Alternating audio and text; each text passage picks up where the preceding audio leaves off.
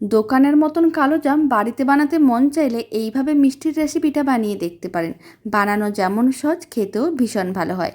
তো চলুন বানানো শুরু করা যাক। নমস্কার, আমি রুমি, আপনাদের সবাইকে আবারও একটা দারুণ স্বাদের রেসিপিতে স্বাগত। প্রথমে এখানে 200 গ্রাম ছানা নিয়েছি। ছানার মধ্যে এখন দিয়ে দিচ্ছি 3 চামচের মতন ময়দা, আর 1 চামচ সুজি দিয়ে দিলাম, 3 চামচ দিয়ে দিচ্ছি গুঁড়ো দুধ। এতে কালোজাম মিষ্টি খেতে ভালো লাগবে। অল্প একটু দিয়ে দিলাম আমি এলাচ গুঁড়ো, বেকিং পাউডার, বেকিং সোডা। খুব ভালো করে সমস্ত কিছু মিশিয়ে নিতে হবে। তারপরে 10 মিনিট রেখে দিতে হবে। 10 মিনিট পরে কিছুটা করে মিশ্রণ নিয়ে এইভাবে বলের মতন বানিয়ে নিতে হবে। তারপরে বলগুলোকে গরম তেলের মধ্যে দিয়ে উল্টে পাল্টে বেশ কালচে লাল করে ভেজে নিতে হবে। তারপরে এদিকে একটা চিনি শিরা রেডি করব। এখানে আমি চিনি ও জল দিয়ে চিনি শিরাটা ভালো করে ফুটিয়ে নিয়েছিলাম। ভেজে রাখা মিষ্টিগুলো দিয়ে দিতে হবে, আর 1 ঘন্টা গরম চিনি শিরার মধ্যে রেখে দিতে হবে। ফ্লেমটা অফ করেই রাখতে হবে। তাহলেই রেডি হয়ে যাবে দারুণ স্বাদের নরম তুলতুলে রসালো কালোজাম মিষ্টি। বাড়িতে বানিয়ে দেখতে পারেন।